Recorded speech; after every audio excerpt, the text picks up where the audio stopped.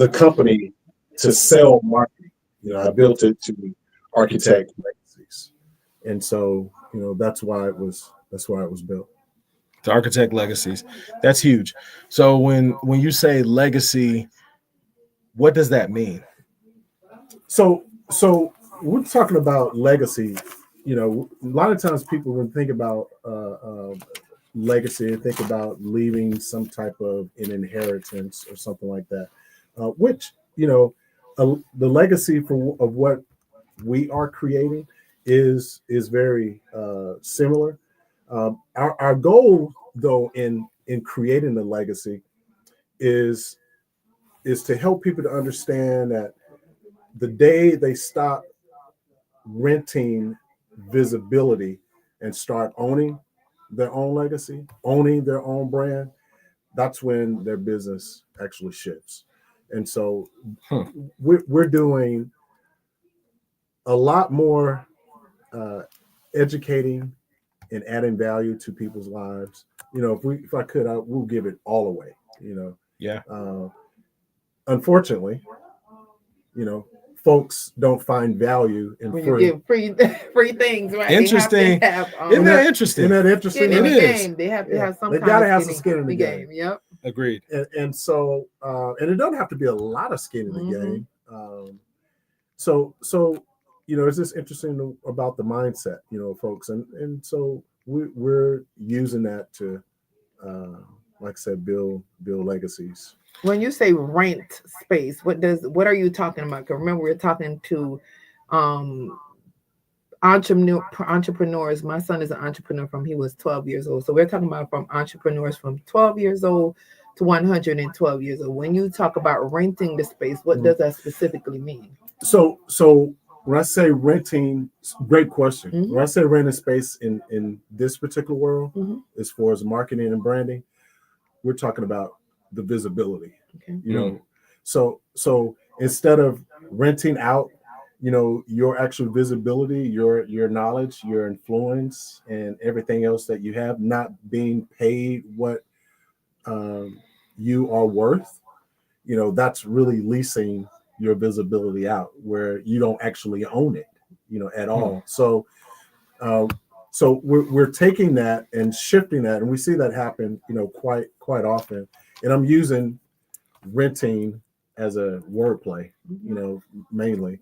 But we set it up to where people can actually own their own brands, and so we take stories, we take experiences that people have in their own lives, and we shape that into something that's actually scalable. People can actually own, and then it outlives, them, as well. So that's what we're creating for people's brands. Okay, and how would you tell a new person, like, what's the first step if they came to you?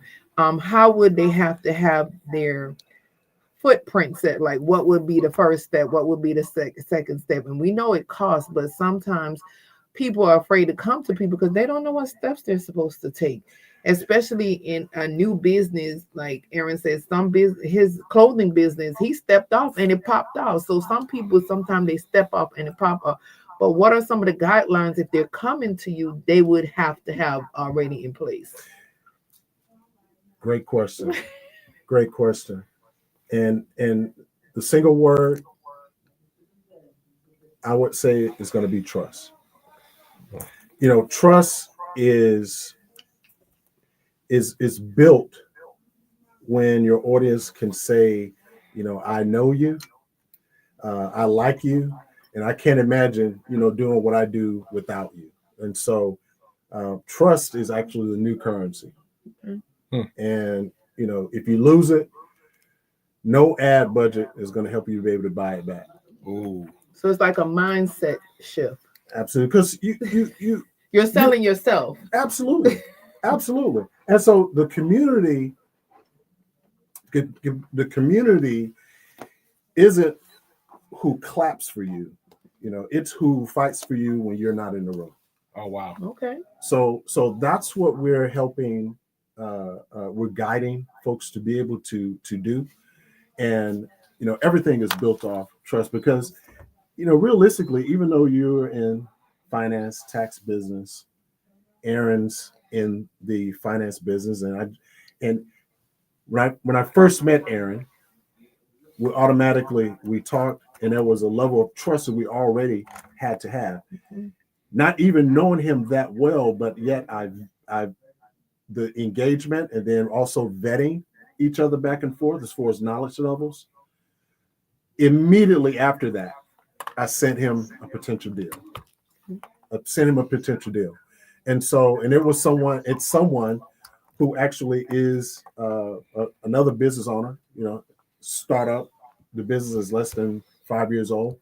They have revenue generation, yet they have a waste management company. One of their trucks broke down.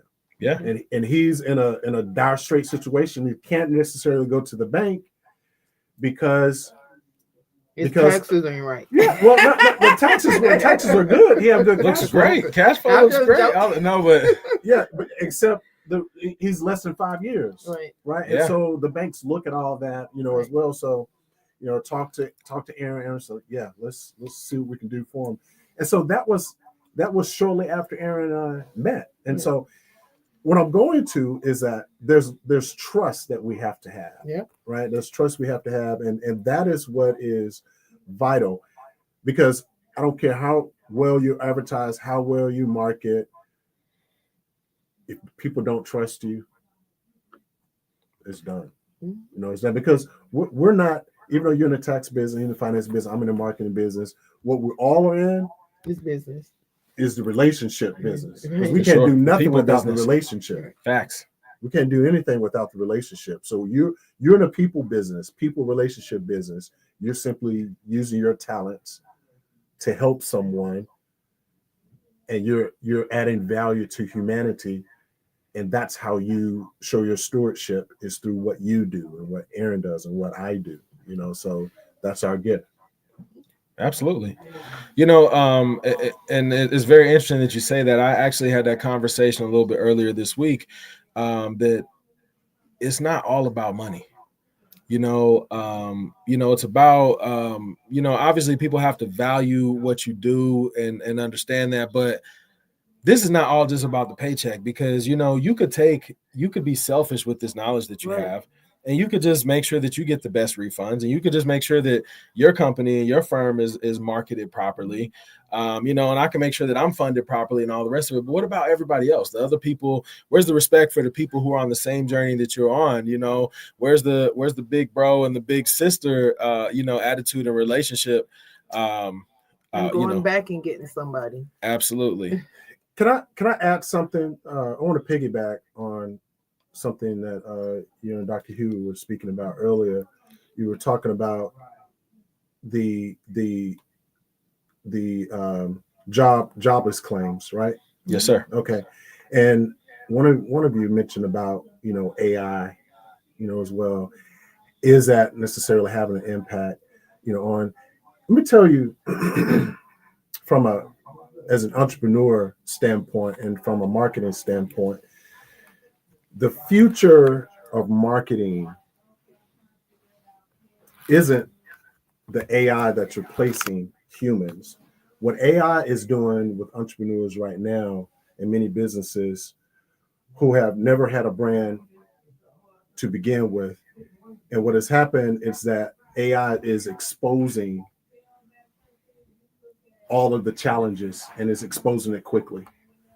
And so what I'm finding is that folks who are using AI, the exposure of where the leaks are, where the holes are in their business, is exposing them even quicker, and is going to do more damage, to them. So what we're doing, people like, you, Aaron, Dr. Huie, along with myself, as far as our dedication to, disadvantaged business owners in general. We do a lot now, myself, as far as in helping woman-owned businesses. I have a whole story, the reason why, I dedicate, that's what my love is. Yes. Working with women-owned businesses. However, we work with men also. We work with men, we work with public and private industries.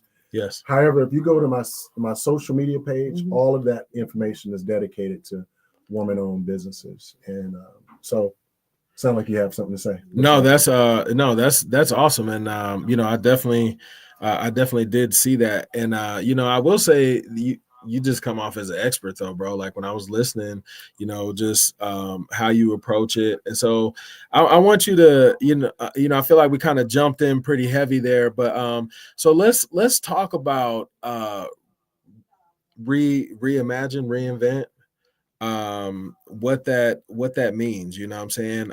So how should like you and when I watch the video on your site, you know what I'm saying, INM, what's the website? So like NMM.group is the website. INMM group .group. Group, yeah. INMM.group. Yeah. Make sure you guys check it out. But when I was watching there, you were just talking about the different ways that you approach things, like in your leadership and your vision and your marketing and your the different things. So it seems like you have a whole a holistic approach as to how you deal with those companies.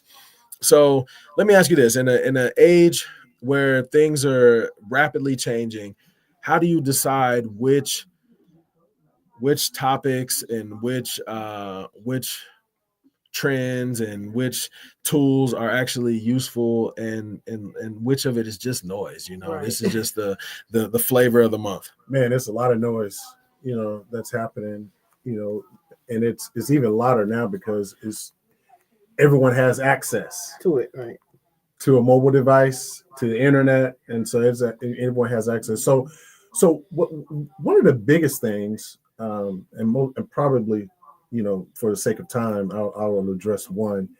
So many people I find are so hooked on promoting uh, uh, their system, their knowledge, right? Mhm.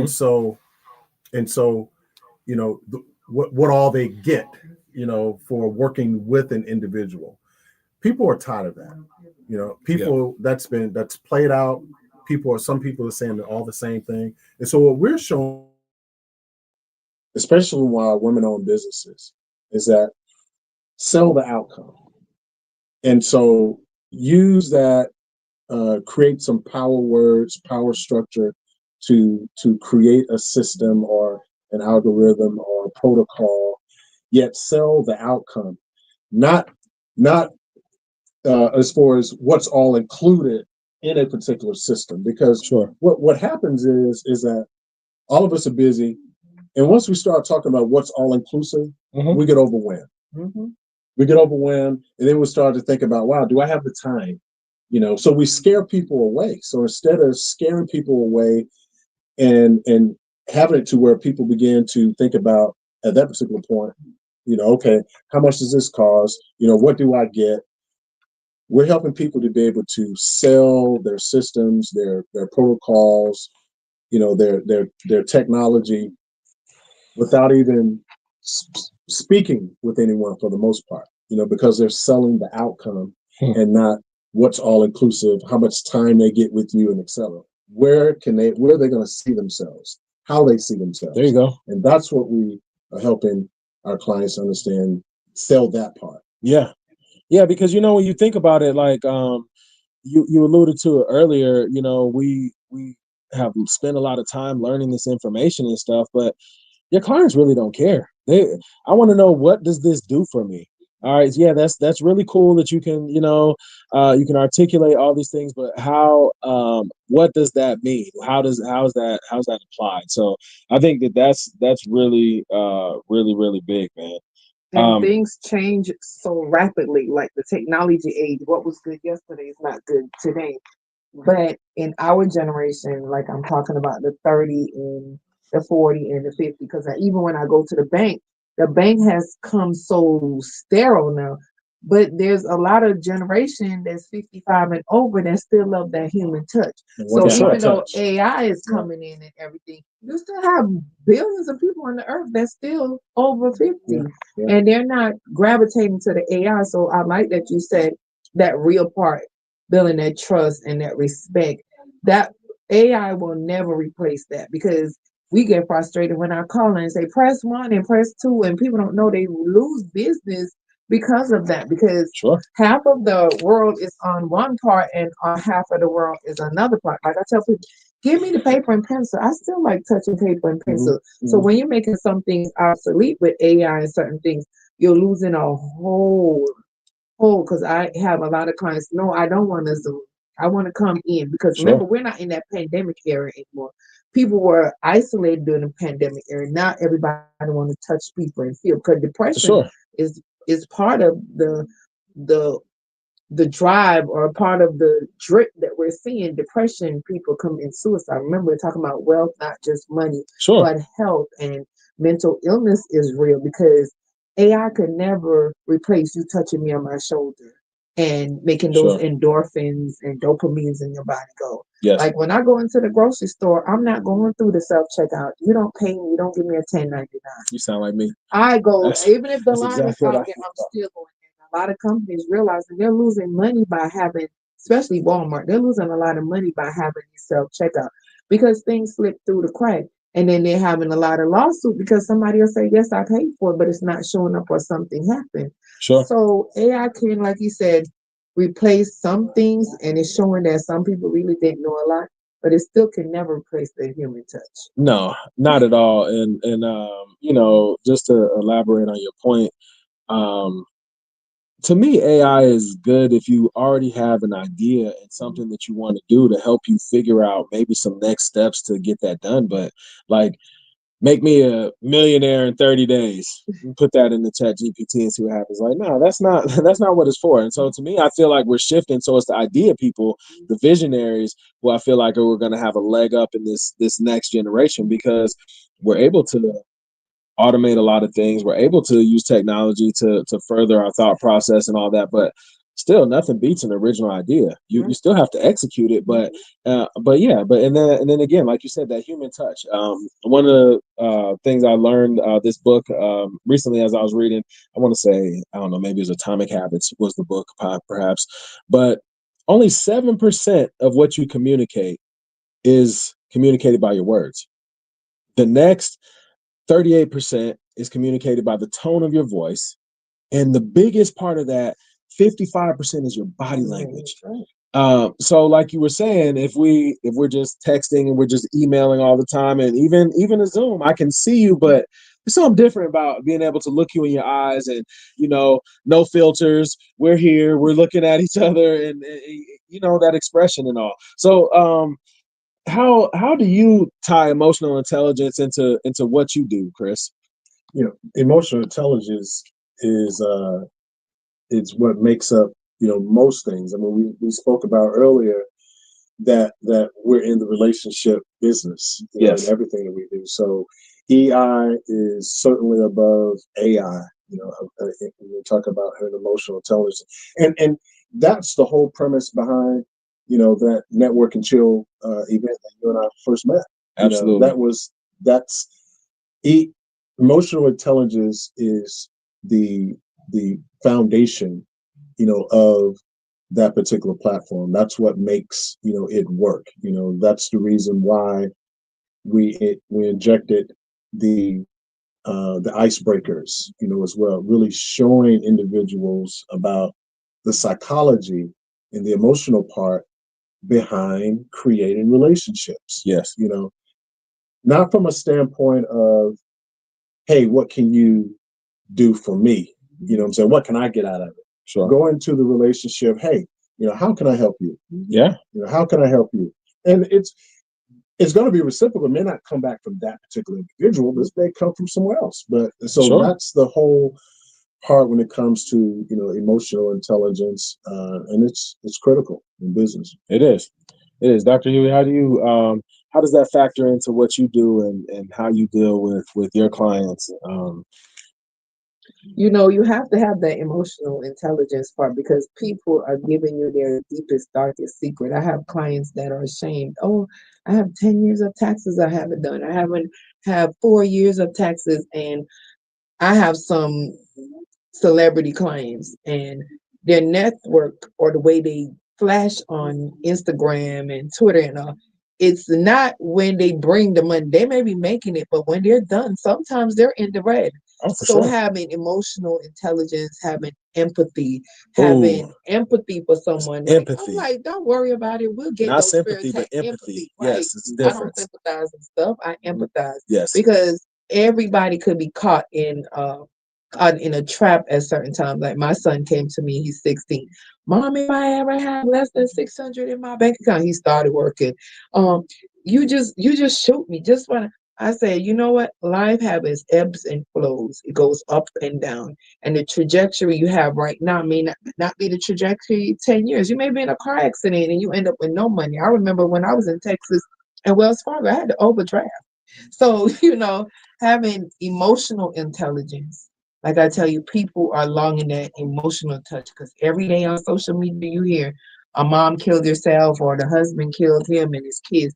So, and not to bring in the secular side or the religious side, our pastor even have a drive right now. Every week, please send out any four person that you taught about them and you prayed about them.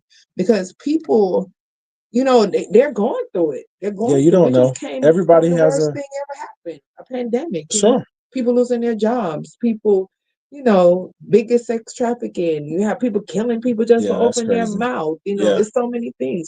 So, like he said, EI is better than AI. I got to put that on a shirt. Yeah. Your emotional intelligence, your emotional quotient. Yeah. You're talking about,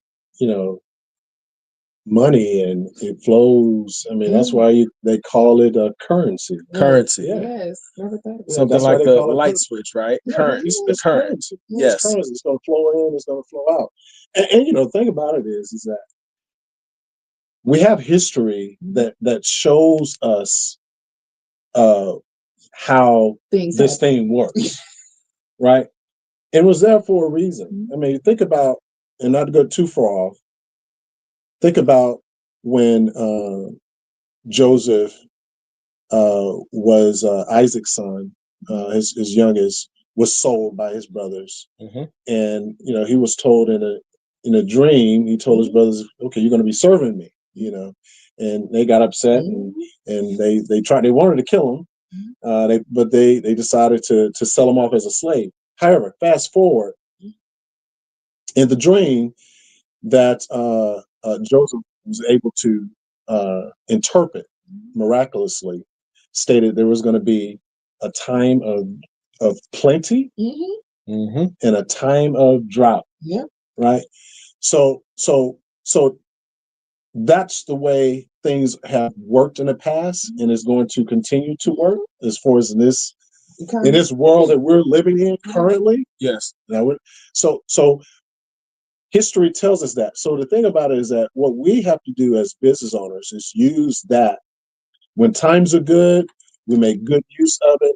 We invest wisely, and we use the right mindset. And it's okay to splurge every now and again, but we do it in moderation and without boundaries. And then we save for those years where it's not going to be much at all, if any. Yeah. And the smart ones will have done so well through that year of plenty, and then when there is nothing, they have something to sell to other folks or to loan and to charge a little bit of interest, as far as repayment. But they're going to be the ones who are doing good times, be able to sell when there are times of nothing, so Absolutely. You gotta plan for the future. You can't, obviously you can't spend everything now because business does have its cycles. And what you do is very important in your business, but also how you do it. Just to a conversation like Chris was stating, he had sent a referral over, and we were talking about certain things. Clearly, if you have a trash company, if you have a waste removal company, your trucks are going to be very important to you. So if your truck goes down, you must fix the truck. There's no argument there. We all agree on that, right? But where do we get the money from? Do we take that from cash from the business checking account, Do we use a line of credit to do that? Or do we fast forward some of our receivables to do that? What's the best way to fund that? So, I think we got to think about how we do things as well as what you do. So in the thought of that, like how we do things, how do you see the landscape changing for entrepreneurs in the next 5 years in the marketing and branding space? Like, what's going to be different? How do you see us progressing, and how would you encourage someone listening to this on how to protect themselves and make sure that they're owning their space and they're not just renting that space? Good question. So very good questions. So the history taught us, and COVID taught us, one thing COVID taught me is that we were flying the plane and building it at the same time.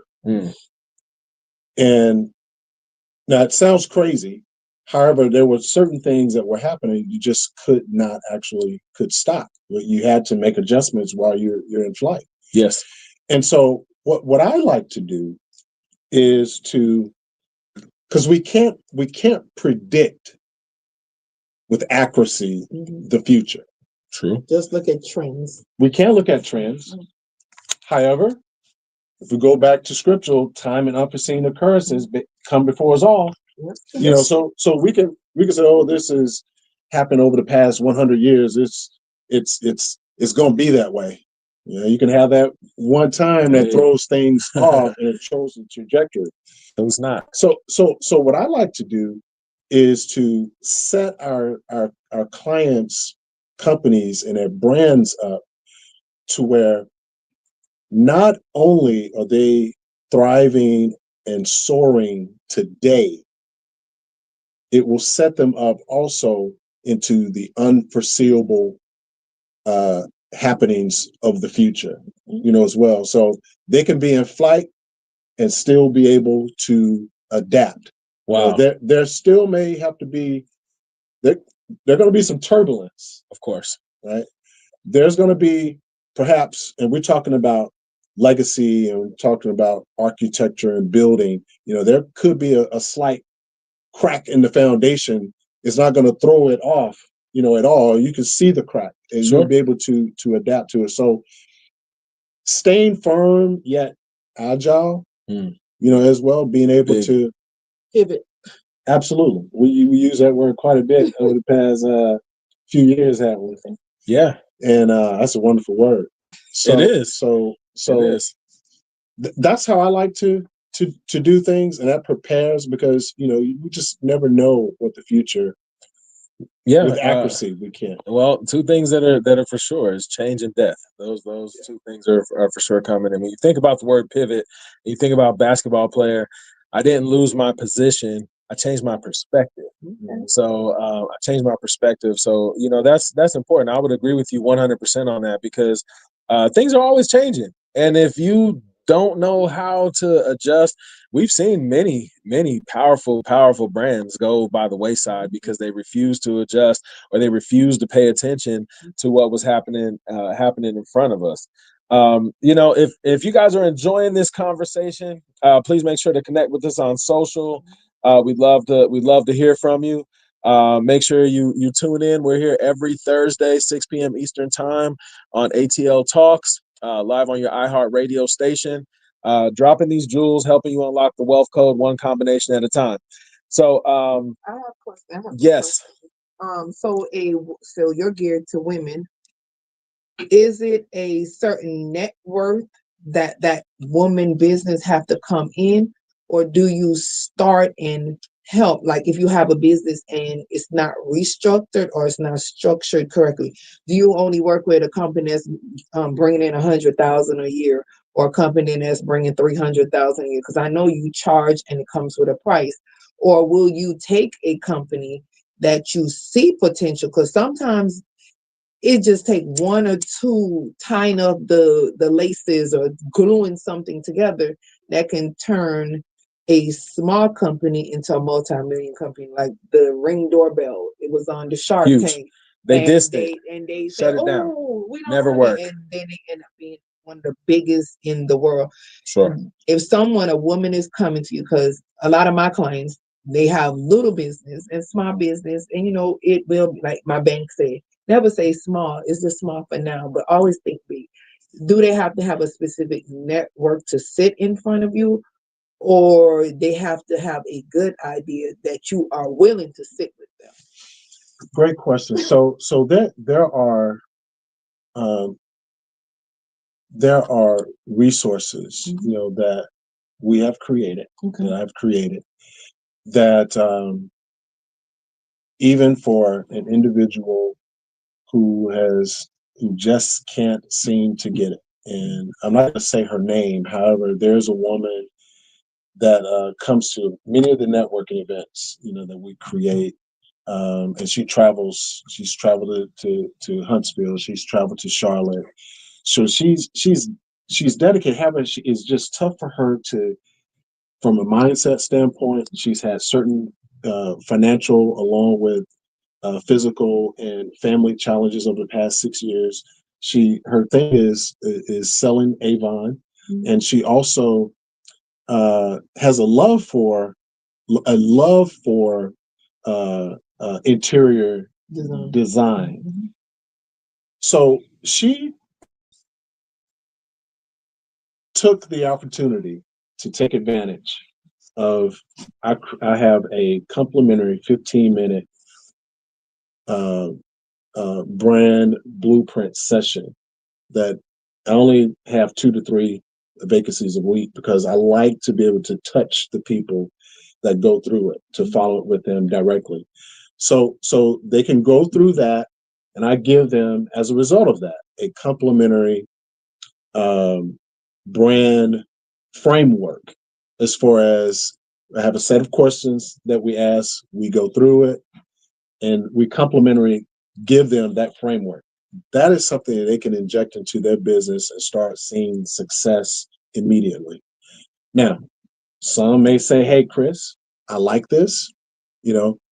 I need some hands-on guidance as far as in injecting this into my business."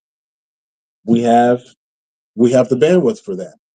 So to answer your question, any woman, so my why, and the reason why I do that is because now I'm like you, I'm in my 50s now. Back in February 28th. So when I was in my late teens, right at 2021, somewhere around about that, my parents got divorced. And that was the first time, as a result of that. And my dad's a great father, great man. I learned a lot from him. However, backtracking. Okay, backtracking a little bit. That was the first time that I saw my mom with doubt, with imposter syndrome, and trying to figure things out.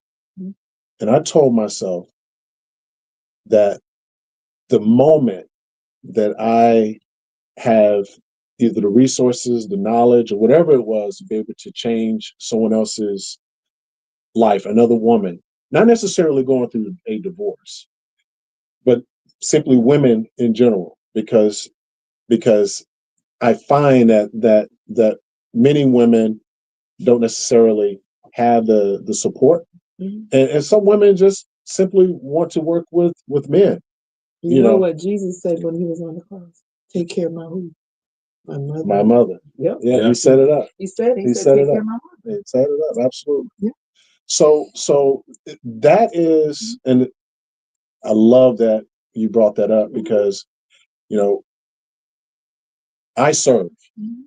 So if Jesus served and washed the feet of his 12 apostles, and even the one who ended up betraying him, and he knew it, and he watched it anyway. Sure. I mean, leadership. He's a better man than me. So yes. my thing That's is, leadership, I want to serve as many women entrepreneurs, help their businesses scale, take to the next level. And so I have the knowledge for it, and that's what I'm dedicated to. How can they reach you? Because I have some listeners, and I have a money guy, AC. I've met her also. She's in South Carolina. She's coming down, and she's coming tomorrow to actually start into the tax business because she dibble and dabble in it. And she's listening. She's been listening to you for the last hour. How can she reach you? Her name is Tara Handy. Hey, Tara. Tara. Shout out to Tara. Yeah, where Tara's Carolina? She's in Greenville. Greenville. Yeah, we were just in Charlotte for Network and Chill a couple months ago. Yeah, she's a single mom with 3 kids, so she would be one of the people. That's what I was asking. Does it have to be a specific network or bandwidth, and what business do you foster? Can it be any business or a specific business? Yeah, it's really once you get the foundation, right? Business is business, and we're all in the business of a relationship, right? Sure. So once and the wonderful thing about our team is that we've worked within over 50 different industries. Now, the great thing about that is that because one, I'm a male working with women, I'll never be a woman. Never. I'll never be able to understand that. Yeah. How you feel being a woman, or how Tara feels being, or any other of our listeners being a woman. Sure. I will never understand that. However, that can be a strength because the perspective of it all, right? And so, because I'm gonna look at it from a different perspective. Can't help but look at it from a different perspective, right? Look at it from a different perspective. Sure. What you look at as far as being a flaw, being a negative, I'm looking at it as brilliance. Okay. And we're gonna bring the brilliance out of that for our women entrepreneurs. So getting back to your question, different industries. So it's marketing is marketing once we understand the space. Some spaces are a little interesting, and we try our best to take a non-traditional approach to things because that's when we can disrupt an industry. So we take a non-traditional approach. Yet there are some that are so this is the way it needs to be done, either because of you all in the finance space, you got regulations, everything else. So we respect that. We work within those boundaries, as well. So we've worked within law, we've worked within finance, we've worked within technology as well. Yet the areas where we can be a little non-traditional, we do our best to do that, and we disrupt it, and that's where the wins are. How can someone get in touch with you because they're listening? Yeah, so I can give an email address, cthomas@inmmgroup.com, cthomas, CTHOMAS @ as international, N as in Nancy, MM as in Mary, group, GROUP.com. And that's my direct email. I check it, so not an AI responding and not an assistant who's checking. Really, checking. So you're getting all that experience. You're getting the real experience. I'm checking. No, that's critical. That's critical. So if somebody's listening to us today and until they can book that appointment or get a chance to talk with someone, what is and I got this like one thing. Yes. What is one strategy that small business owners can use today? And I want you to answer that as well, Dr. Huie. Well, first of all, I'm happy you mentioned about folks that are actually listening. If you're listening, right now, maybe, you're nodding your head because you feel invisible in your business. I want you to know that you are exactly who I built this particular business for. You are exactly the reason why I do what I do. And one of the most important things that I will say, and I'll go back to before, is that trust. Really, that trust. Ensure that because if you lose that, that is impossible, almost impossible to get back. Learn how to story tell, telling your story. And those would be the two top things. And then also adding on to that is, I'm gonna give a third one, is don't sell the way to it, sell the outcome. Boom. All right. Love it. So those are the three: trust, trust along with selling the outcome, not the way to it. And then what was that second? Just thing was coming by so quickly. Your story. Yeah, your story. Yeah, being able to tell your story. Yeah, So because those would be the three. I love it, man, because, you know, I mean, trust, that goes without saying, because nobody's doing business with somebody they don't trust. You know, that's the bottom line. And you're selling the outcome, and when you're selling the outcome, you know, if I could, one thing I would add to what you're putting down there is, you want to set your goals not based on an arbitrary number, but set your goals on actions that you can control. Right? Would you agree with that statement? Like, because, and what I mean by that is, like, it's great if you say, my goal is to close $100 million in business loans this month. Okay, that's great, but how do we get there? So how do we measure that? Because Chris might not qualify today, or Chris might knock the whole goal out in one loan, you know? So focusing on the task, like, you know what, I'm going to reach out to 20 businesses that are B2B, that are dealing with invoices, that have heavy capital needs because of equipment or, you know, constraints, because that way we might exceed that actual goal that we were looking at, because we don't know what's going to happen. But then also, you can't control the outcome. I can sit down and I can talk to you, but you know, what are your thoughts? Man, you're on it. However, the goal starts a while back. So you can have a goal for today. However, if folks can't trust you, you know, your follow-up game is awful. You know, you got a lot of bad habits, you know, that are maybe from integrity or ethical. You're not using the tools that you already have or using. If you have an email database and folks, you haven't been in touch with them in over 6 months, and you say, "Oh, I need to try to meet this goal." You look selfish when you do that. Yeah. So it's not only is it challenging to do, like you mentioned, it is selfish, and that's where the empathy, you know, comes in, you know, into place as well. So that meeting that goal happens several weeks, several months, several years back in order for you to be able to meet that particular goal. And so Wow. So goals are good. I'm not saying they're not. However, what are you doing? What have you been doing in order for you to be able to meet that goal? You know, Love it. you know, you're talking about, you mentioned basketball earlier, right? Sports. Sure. Pivoting. I love, you know, one of the biggest things, what Kobe mentioned, his teammates even mentioned about Kobe, is that, you know, Kobe would be the first one up in the morning time and the last one to leave. You know, 3 or 4 o'clock in the morning, getting shots in, practicing. And so, and then when he's not doing that particular part, extra physical, he's doing the studying, you know, watching some of the greats, you know, watching those plays, you know, as well. So we can't just jump up and decide that, hey, this is, you know, what I want to do. Now we have to put the action in. We gotta put the work in. We gotta put the studying in. We gotta surround ourselves with folks who are doing all the right things. Yeah, putting that work in. Right, putting that work in, and you know, and you know, so that's what needs to be done. Yeah.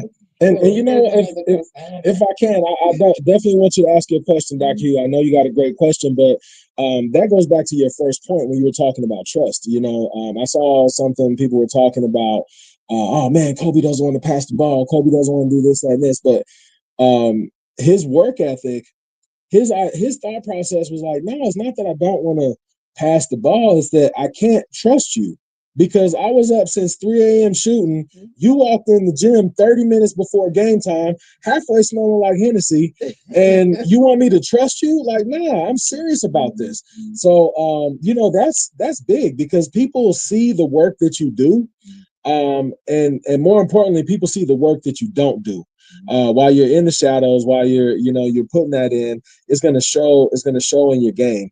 And you can't expect somebody to trust you with your business if you're not putting in that work. But yes, please let's ask your question, please, Dr. Huie. Yeah, the question I was going to ask, like you said, to watch people, like he was watching the greats, but how, like with social media, where would you tell someone that want to get the game the correct way?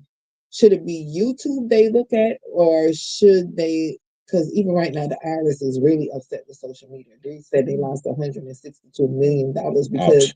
some people are saying, "Oh, do this and do that and do this," but some of the things that the gurus out there are putting out is not the correct information. How do you trust someone when you're not in their space to see what's going on? That is a wonderful question. And unfortunately, that's one of the downsides of the noise. Right. We talked about noise, Right. Earlier. And everyone who has a phone and access to the internet, Everybody, almost the whole world, can start and be a professional expert, at it all. Mm-hmm. So what I would recommend is that even though that's a con of it, the pro of it is that we could easily do our research for sure on an individual, for sure. Right? Look at their history, look at what other folks, are actually saying, as well, and you can. So it's tough to control that deep stuff of the web, now because these days you have AI, and people can make up testimonials from almost anywhere. Sure. So look at the length of time someone has been around. Someone has just popped up, 2 weeks ago, and I'm not saying that it's impossible, because you have some folks who are really doing some big things, and you will never know who they are. Sure. Right. So however, I encourage individuals to do their due diligence, do their vetting out, do their research, through the internet, as well. And that will be the biggest recommendation that I would take away, from that. And just going back to that work ethic that we're talking about, like I heard someone say, I want to say it was Kerwin Ray. Why can't I say his name right? But it only takes 20 years to make an overnight success. Like, and the example he was using in that is he was talking about that Pokemon game, which is still pretty popular to this point. At one point, when that thing was really booming, I think it was between $2 to $10 million a day, or possibly more, that they were making. But he was saying that it took 20 years to make an overnight success because nobody heard about this guy before then. And all of a sudden, this game, and everybody's making all this money. But to your point, when you did your due diligence and you look back, he was involved with Google Maps. So how that all is integrated and all those things, and part of a lot of those different programs, and all that stuff that he was learning, he probably did not know how he was going to apply all of those things. But all of those things applied to that game, because now that game is overlaid on Google Maps. That's how businesses were able to have special Pokemon and special things which would drive traffic to their locations. But it takes 20 years to make an overnight success. In other words, don't give up. Keep grinding, keep working, keep looking for those opportunities, keep looking for people who can pour into you, who can give you advice. Look for mentors. Don't be embarrassed. Anybody who truly is getting to it, you can't spell million or billion without a couple of L's. And anybody who just pops out and never took an L, I can't believe you, man, because I've been around this game too long, and I've seen some really smart people, and I think I'm smart, and I've took some L's. Listen, you're gonna have more losses than wins. Yep. Yeah, you're gonna have more losses than wins, and so you can plan on it. So any final thoughts as we wrap up? I can't believe we've already been here for an hour. The time flies when you're having fun. Chris, we definitely appreciate your time. So what's one lesson that you hope listeners take away tonight? Well, again, I want to thank the Wealth Code Unlocked for having this particular platform. I have thoroughly, enjoyed this. Enjoyed the conversation. And those of you who are listening, this conversation is for you. Whether if you are an entrepreneur or an aspiring. Actually, I hope that someone may say, we'll get from this as well is that, oh, I'm not an entrepreneur. Entrepreneur is not a lifestyle, it's actually a mindset. Bingo. Love and it. So it's a mindset. So the mindset is what's incredibly important. All of you can be entrepreneurs. You could be an entrepreneur, have that one job that you may work at TJ Maxx. And treat that one job as your one client. There you go. If we shift our mindset, on that, as that one job is our client, you're going to look at their clients differently. As well, you'll go to work happier. Okay. Because you'll be able to control, the outcome of it all. So those who are feeling, stuck, this is exactly for you, and that's what we built this for. And let's change those mindsets. Let's change those mindsets. That's everything. When you wake up in the morning, instead of saying I have to, say I get to. You have the privilege that because with responsibilities comes those rewards. And if you didn't have that work, if you didn't sweat in the gym and work hard, you wouldn't have those muscles. You wouldn't. Right. Dr. Huie. Yeah, the back pain comes with it, but it's gracious. Dr. Huie, we got 30 seconds. You want to take us home? Thank you guys for listening. Remember, this came from a dream between Aaron and I. We met as entrepreneurs, and with clients coming in, I have adults 24, 25, not knowing how to do their taxes, not knowing how to write a checkbook, not knowing how to balance. So thank you guys for listening and supporting. Mr. Chris, you can come back anytime you want. Absolutely. This is not about us. It's bigger than us. We have a lot of people on Facebook, Instagram listening. And like we said, if we could reach one person, we've done our job, because that's what we're put on earth to make it better for the generation, because our generation, they went through harder than what we went. And look at, they're producing millionaires. Like, we're Black millionaires and hundredaires and thousandaires. We're coming off of slavery, and in such a short time, we have amassed so much. So for that, we're grateful for having you here. And please come back at least next month, because there's so many things. And I know a lot of women out there, because I have 8 women that work with me and not for me, that we would love to, at least sit in a room, and we'll pay for lunch and pick your brains. There you go. Well, listen, I don't allow folks to pick my brain anymore. However, we can create some partnerships, so we can take that particular way. So yeah, I'd be happy to do that. We appreciate it. Yeah. Awesome. Thank you. You're listening to the Wealth Code Unlocked live on ATL Talks. Join us next week, 6 p.m. Eastern time. We'll be here unlocking this wealth code one combination at a time. Thank you, and have a wonderful afternoon. Yes. All right. Yeah, we really appreciate you. This was fun, wasn't it?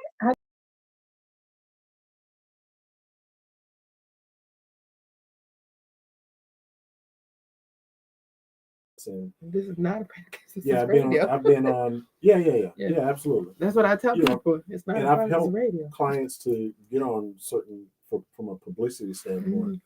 You guys got a good energy here. Okay. Oh, thank you, man. Energy. Yeah, appreciate it, brother.